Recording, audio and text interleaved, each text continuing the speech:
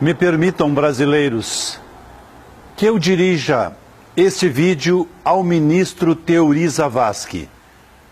Bom dia, ministro Teori. Eu sei que o senhor é um excepcional jurista, fez uma longa carreira no Poder Judiciário. O senhor é um homem respeitado, é um homem probo, tem uma origem familiar excepcional, é um homem de origem humilde. Mas eu quero lhe lembrar que esta aqui é a Constituição do Brasil. Quero lembrar o senhor que esta aqui é a bandeira brasileira. E essa cadeira que o senhor senta é uma cadeira sagrada no Supremo Tribunal Federal. Portanto, não envergonhe o povo brasileiro, tampouco envergonhe a sua mãe, que participou da sua posse quando se tornou ministro no Supremo Tribunal Federal.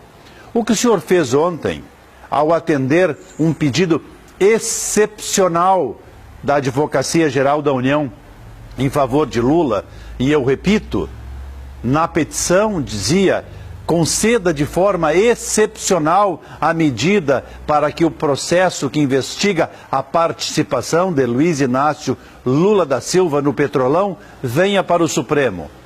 Ora, ministro Teori, o senhor como eu sabemos que Luiz Inácio Lula da Silva, desde o dia que deixou a presidência da República, passou a ser um cidadão comum. Não possui foro privilegiado ou condições excepcionais de foro para ser investigado e julgado. O senhor sabe disso, o senhor tem consciência disso, o senhor é professor, o senhor ensinou seus alunos. Nós sabemos que só o presidente da República, o vice-presidente da República, senadores, deputados federais, ministros de Estado, chefes militares e o procurador da República e mais embaixadores titulares é que tem foro privilegiado no Supremo, ninguém mais.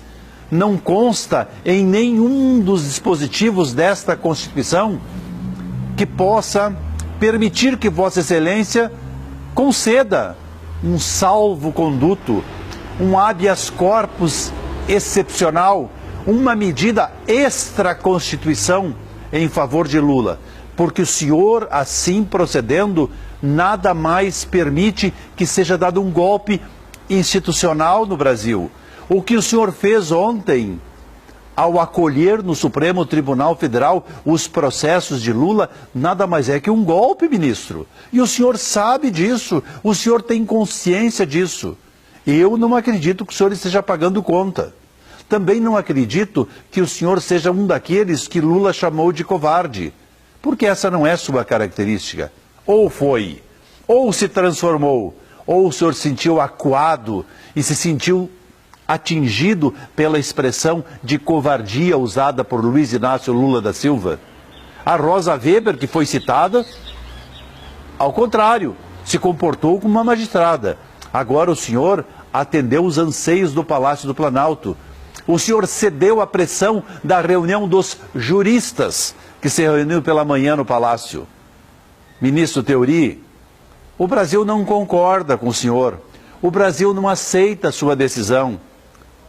Os milhões de brasileiros que foram às ruas e os milhões de brasileiros que estão se manifestando nas redes sociais estão condenando o senhor. Ou o senhor acha que o povo não pode condenar? O povo pode sim. Por exemplo, o povo condena o político que não cumpre o seu papel e não o reelege. A sua vitalicidade no Supremo Tribunal Federal, ela é efêmera. O senhor não vai viver a vida inteira.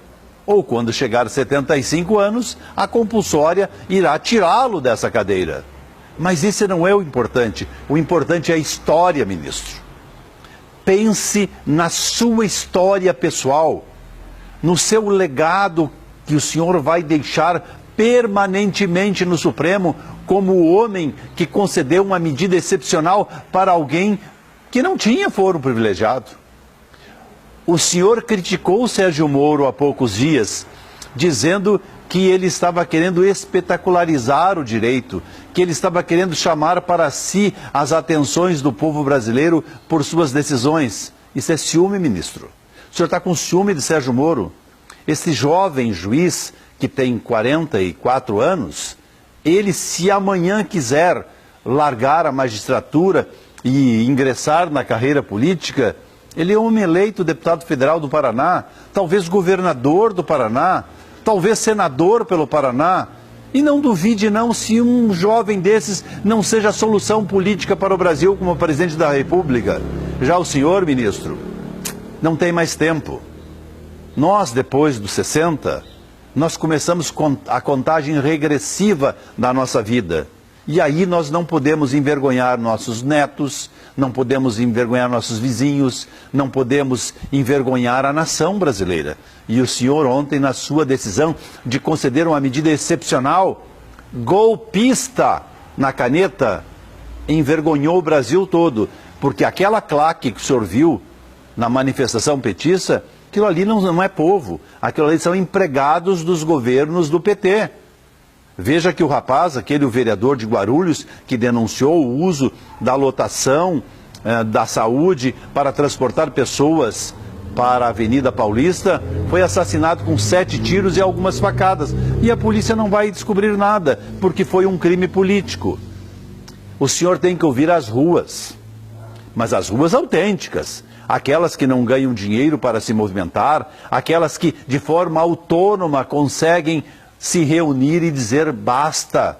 E o senhor está permitindo, nesta Páscoa ao menos, que o PT tenha uma sobrevida, que Dilma tenha uma sobrevida e que Lula fique protegido pelo Supremo Tribunal Federal. Mas quem é Lula? Lula hoje é um cidadão comum. E o senhor, num golpe da caneta, porque quem deu golpe no Brasil foi o Supremo Tribunal Federal pelo senhor. E o senhor não foi o suficientemente cuidadoso para lembrar o que os seus colegas, Fachin, Rosa Weber e Fux fizeram a menos de 24 horas da sua decisão, entendendo que deveriam respeitar a decisão de Gilmar Mendes e, ao mesmo tempo, ministro, respeitar o próprio Supremo Tribunal Federal. O senhor não fez isso. O senhor concedeu uma medida excepcional para envergonhar os brasileiros, envergonhar sua carreira e, principalmente, sujar as escadarias do Supremo Tribunal com a pressão de Lula, que chamou os 11 ministros de covardes.